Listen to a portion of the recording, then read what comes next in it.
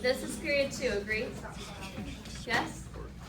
Okay, so today we're looking at 1.06. The topic is graphing, which is why you just all grabbed graph paper, piecewise, and I'm going to put linear functions in here.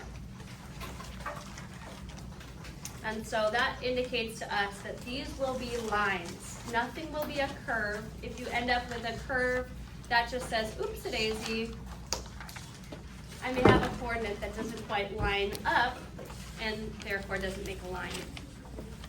So we're just getting to that page.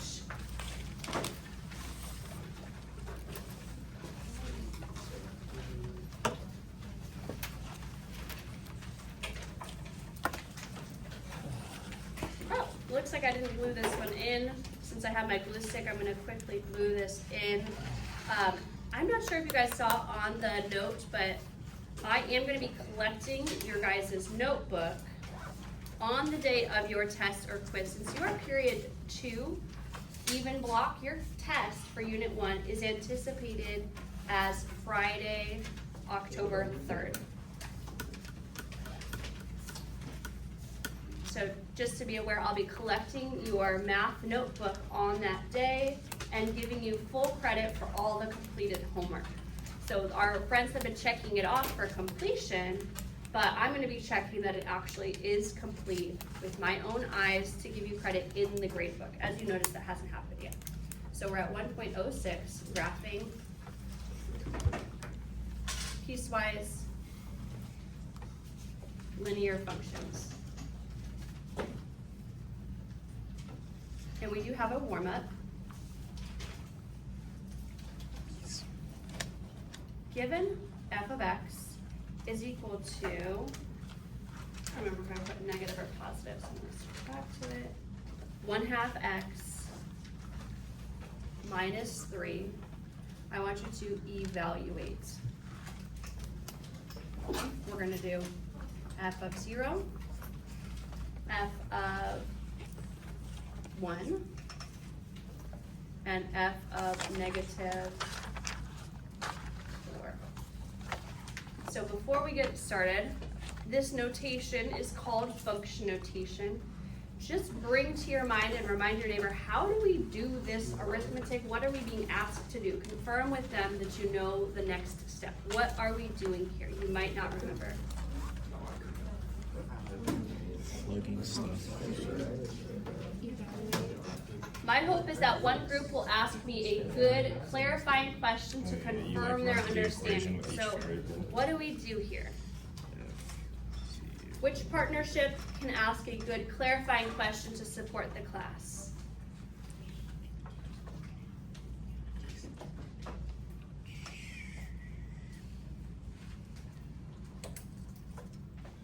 So again, I'm waiting for someone to ask a clarifying question. This is a question that says something like, I want to confirm that this is how we do it. And you would tell me what you think is how we do it. So I'm waiting for someone in the class to ask a good clarifying question. Bella? You plug it in. Do I plug it in?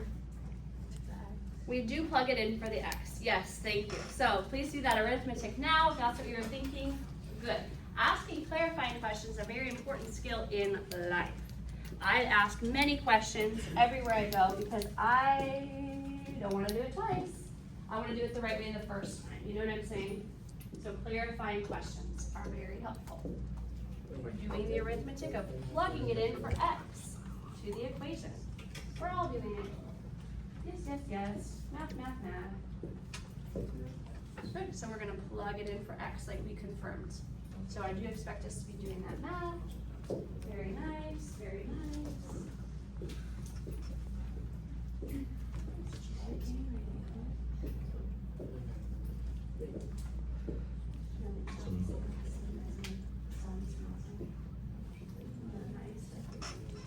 Her name is actually.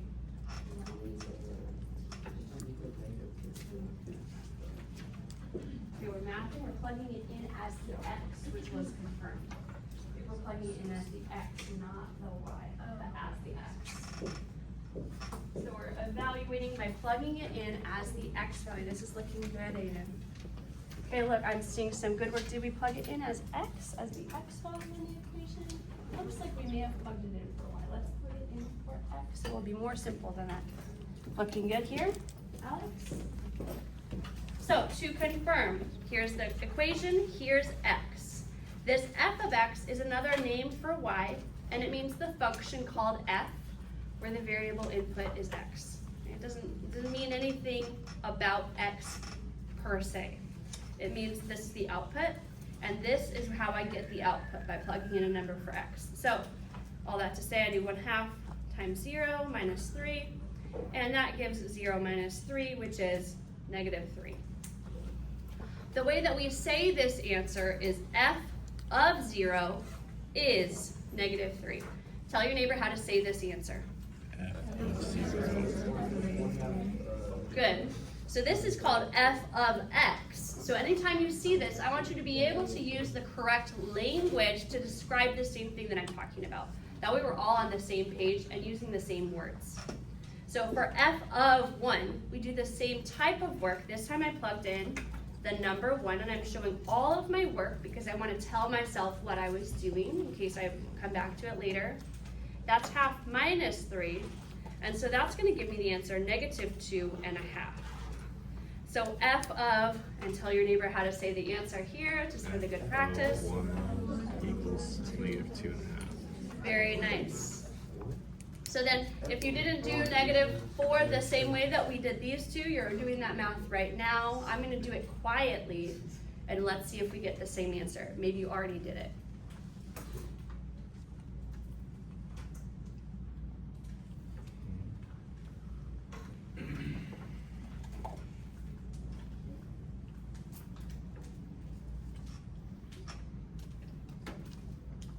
Right on. So I showed my work and I got the value -5.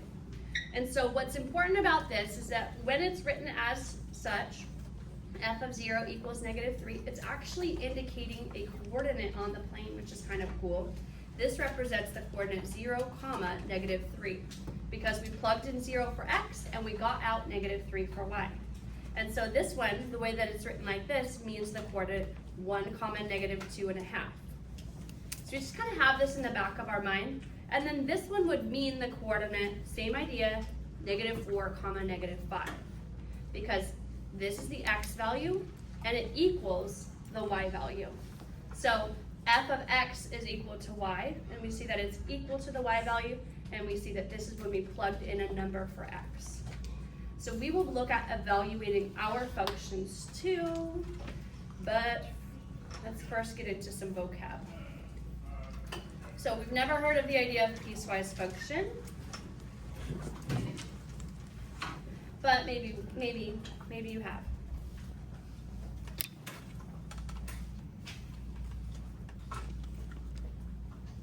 So piecewise function, as the name implies, right, we see that it has the word piece.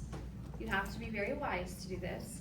And it will be a function, and a function has a special mathematical definition. So what we want to know about this is that a piecewise function is actually a set of equations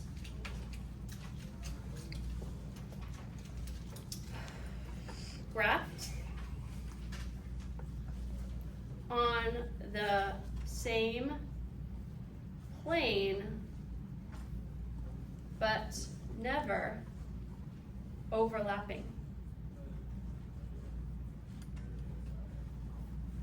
Each equation is mapped to one part of the graph defined by a domain restriction.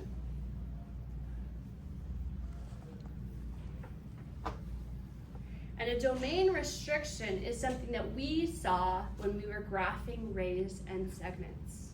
A domain restriction is something like x is less than a number, or x is greater than a number, or x is between two numbers.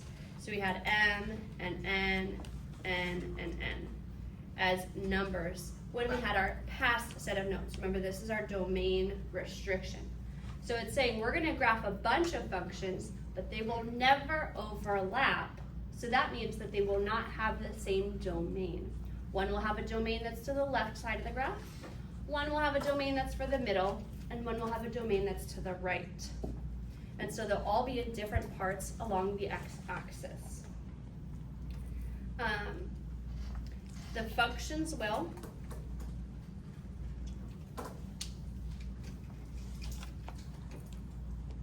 always pass the vertical line test. And so a vertical line test is just taking a vertical line, passing through your graph to confirm that it hits your equations graphed at only one location. So a function, when it passes the vertical line test, each x value has only one y value. Each x value has at most one y value. Each x value does not have two y values. So each x value has a single y value only. So what does the image of the vertical line test look like? If I draw a quick graph, and then I draw the same shape of a seed, you can see that it touches your vertical line at two locations. That is a fail. So we want to show that non-example so that you can see if any time you can take your pencil vertical, like the y-axis, across your graph and you see it touching your pencil twice, it's not a function. You've graphed it incorrectly, and you want to look again at the domain restrictions. Was I supposed to graph to the left, or was I supposed to graph to the right? Because I probably graphed two going the same direction. So these are going to be a little bit tricky. We're going to start with evaluating, and let's start with our example. This is going to be called f of x, and I am intentionally leaving a line here because it's going to have three equations. The first equation will be the one that we saw earlier, 1/2 x minus 3, comma. So not always 1/2 x minus 3, only 1/2 x minus 3 when x is less than or equal to 0.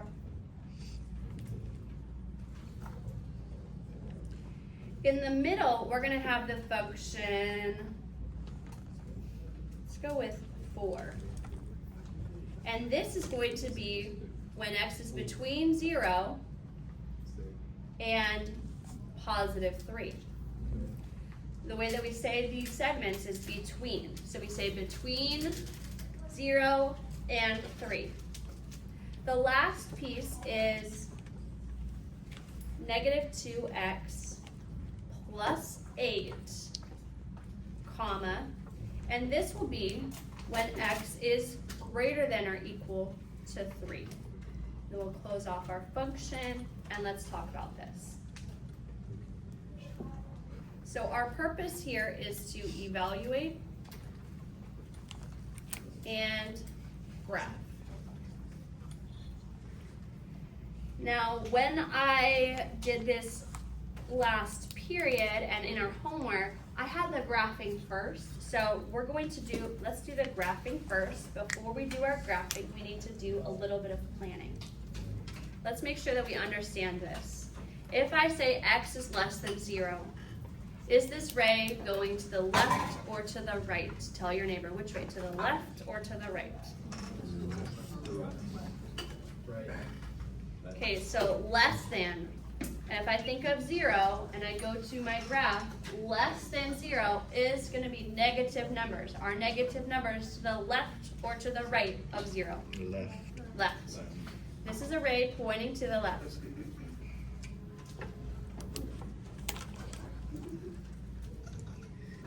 So I'm going to hint myself. What does pointing to the left look like? Well, let's confirm that you guys know that left means the arrow points to the left, and there's a little ray. And then looking here, what kind of circle are we gonna have on this? Open or closed? Show me with your fist, open or closed. Very nice. I'm seeing closed fist here. That's very good.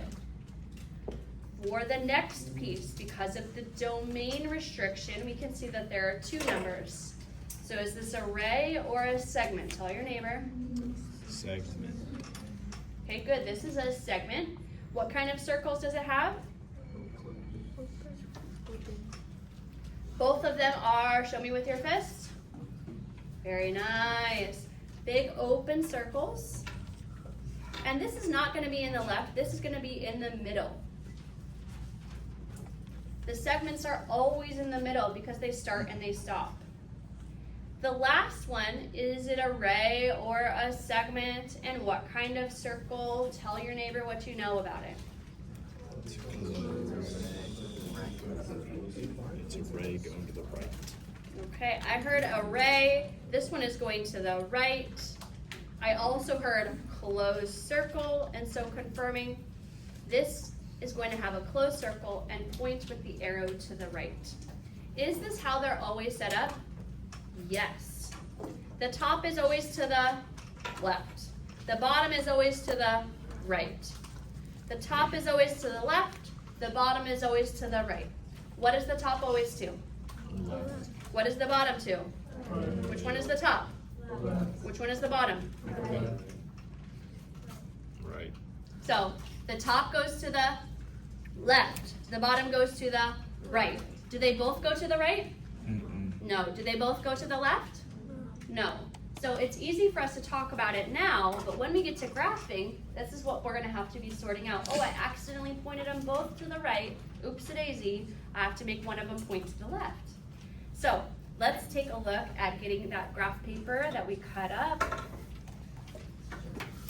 And I don't need much. I'm just going to take a fairly small strip. Here are my scissors.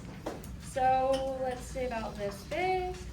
And then I'm going to use the rest of my paper for what?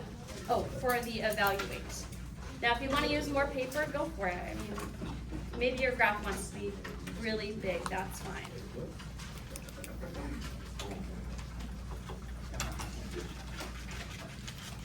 Okay, mine's not going anywhere. Very secure graph. I'm with glue. Very secure. And so let's put in the center our y-axis. This looks about center to me.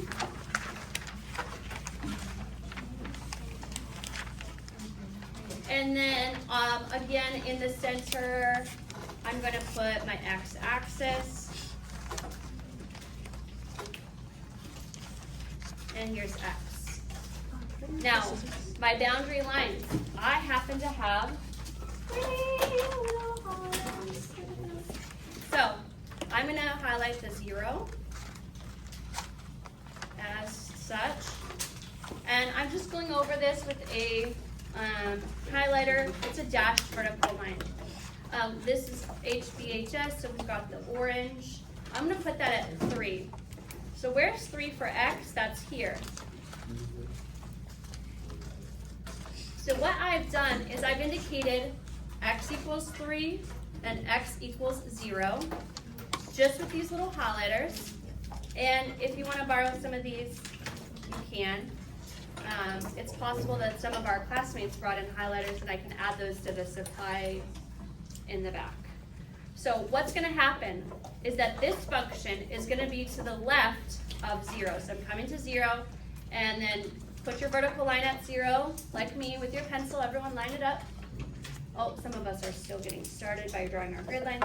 Okay, and then show me to the left. Which way is to the left? Use your pen and go to the left. Is it this way or is it this way? Which way is to the left? Confirm. This way. This way. Okay. Then we're going to go from 0 to 3. That's the middle. That's the middle. And then we're going to start here and we're going to go to the right. So we're going to have 3 different graphs in these different spots. So when I go to graph this function, I'm going to graph it like normal, but just using little dots. Some of them we're going to erase. So I go to -3. So I'll just write that little hint here. The 1/2 means up 1 and to the right 1. And then we're at 0, -3 for that first function right here. -1, 2, 3, a dot there, up 1 and to the right 2. Agree? That's how we graph that line. Are you guys with it? Now, I also need to go in the other direction, down and left, down and left. Now, looking back at my hints up here, I want to have a closed circle on the boundary number. So that's on this highlighted spot, a closed circle. Do we have that? Yes, we do. So far, so good. Then I'm only going to go to the left. So this is to the right. I'm not going to go that way. I'm going to go to the left. So here I am drawing it, and I put my arrow pointing to the left. What should I do with this other coordinate pair that I graphed, which was correct for the line? Well, because it's to the right, I don't use it. I'm going to just erase it. It helped me graph the line. It was such a helper. Thank you for doing a good job. And now your job is finished, right? And that's it. So we just erase it. And that's why we're using pencil. Question on graphing our first ray. Okay, summarize how we did this for your neighbor, because we did a lot here. We graphed a ray, we started at the boundary, we did the circle. What did we do and why? If there's a question, I'd like to answer it now. Summarize to your neighbor using words. You know, this is what we did. We did this first. Draw a line at X. And you grab it over there.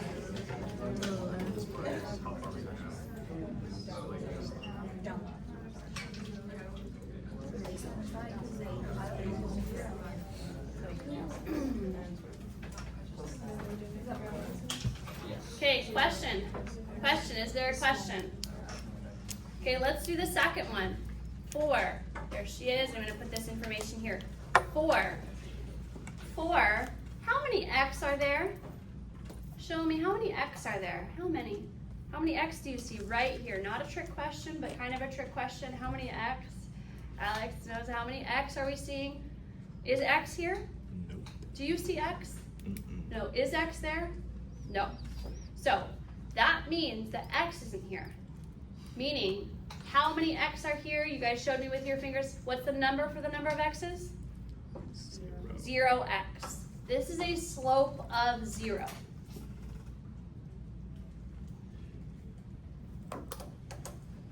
So we're not increasing, we're not decreasing. Slope of 0 means staying the same. We're gonna stay the same. What same value? 4. 4 for what letter? Not for X. What letter for? Y. So I'm gonna go to 4. 1, 2, 3, 4. And then I'm looking back at my hints. I'm supposed to make a segment here with what kind of circle? Open. So right here on my boundary at 0, I'm gonna put an open circle. I'm gonna stay at 4. Still not, I'm not going up or down, I'm just staying at 4. And then I get to my other boundary number 3. And I'm looking, oh gosh, this time it's another open circle. So I'm gonna put an open circle here. And then I'm only going to draw in the middle of my 2 boundary lines. I don't pass it to the left and I don't pass it to the right, just in the middle because it's a segment.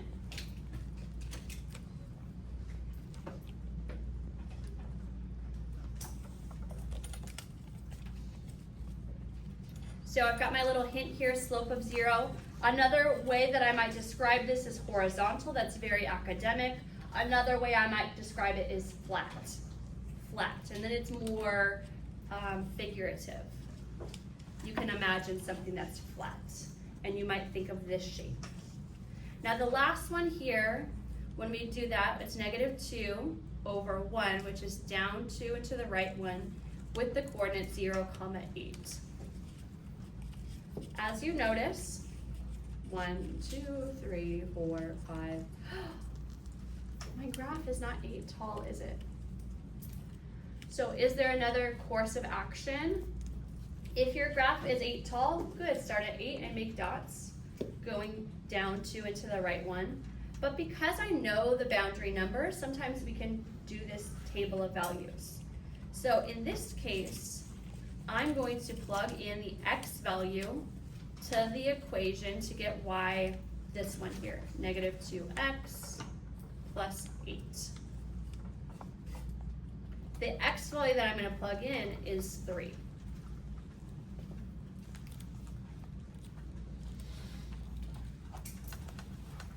I do that math by doing negative 2 times 3 plus 8. Calculating this, that's negative 6 plus 8. I'm getting the answer 2. Did you also get 2 from this arithmetic? Right on. If not, you gotta just show a little bit more work, and I think we'll get there. So I'm gonna go to 3, 2. 1, 2, 3, 1, 2. Starting here, instead of starting at the y-intercept, this is just a starting point. Now I'm going to count down 2 into the right one. 1, 2, 1, 2, 1, 2. Do I need to go to the left here? Well, it says that I only want to go to the right. So this is my favorite one. When I finish, I've just got the easy, only going to the right. So I'm just going to connect my dots. And this is pointing with the arrow to the right. So we did a nice job here. So how can we check this? Well, here's some confusion. I have my vertical line, and it looks to me like there are 2 different values here. Are they 2 different values? Really? And is it failing the test? Well, because this is an open circle and this one is closed, this is totally fine. You can have one open and one closed at the same spot. Is that same thing happening here? Yes. When would it be a problem? If these were 2 closed circles, that would mean, oops, you've made a mistake somewhere. One of those must be an open circle, or this is not a function. But everywhere else, it touches your line at just one time. Let's go on to evaluating this.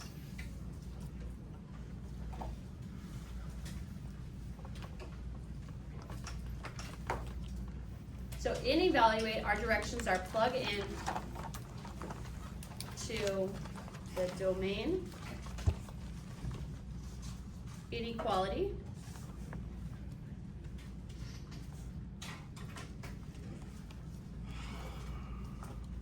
to know which equation to utilize. Oh dang, I just had to. I could say use, but utilize just sounds like a little bit like better, more appropriate. So what are we talking about here? We have a key. So let's write them down. We're gonna have 6 for us to practice so that we can get a little bit of stratified practice. F of negative 10. We're gonna do F of negative 1. F of 0. F of positive 1. F of, let's go with 1/2. And then F of positive 10, just to keep it simple. So you've got a variety of values between negative, positive, both of these types of 1s, 0, and then a fraction just for the fun of it. So again, this is our x value, and we're gonna plug it in to the key. So these up here, can we even see our function anymore? Nope. I'm going the wrong way, sorry guys. So here are our keys. So the key is, does it work? So I take this negative 10, and I'm first looking at the domain restriction. These are the keys. See how I drew a little key there? Here's my key, x.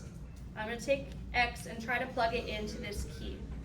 So if I take negative 10, is negative 10 bigger than or equal to 3?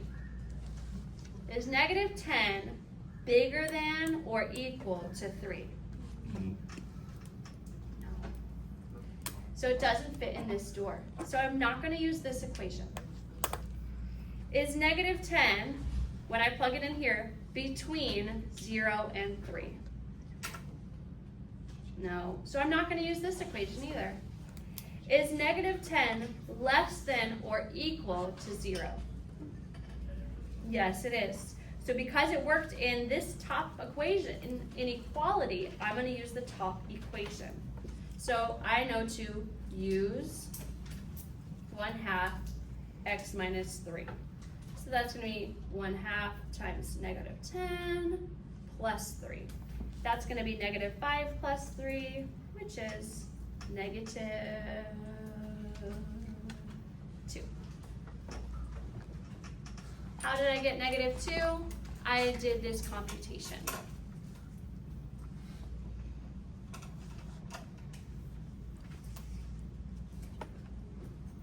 Oh, that was so fun. I got to like try out the little doors and see which door to open. It's like a little puzzle. It's like a little scavenger hunt. Oh, how fun. Let's try another one. Let's do 1 because it's right here. So where do I start with? Do I start with the equation over here? No, I have to start by going in the back door. I'm kind of like sneaking it over here. And is 1 bigger than 3? No, it's not. Is 1 between 0 and 3? Class, is 1 between 0 and 3? Yes, it is. So then I plug it in here. Oh my gosh, there's no x right there. Isn't that silly? So what do? Nothing. We just write down the answer. We already know the answer. What's the answer here? 4. Isn't that great? It's 4. So if there's no x, no math to do, but if x is there, then we do have to do the math. So that's kind of fun. I'd like you to try the other 4. You and your partner, please collaborate, talk to them. You might be on the right track, you might be off track, so talk to your neighbor, and if you guys have a question, ask me. I'm gonna come around and answer more questions. And we can stop it. I'm not gonna I'll do one more example, but it won't be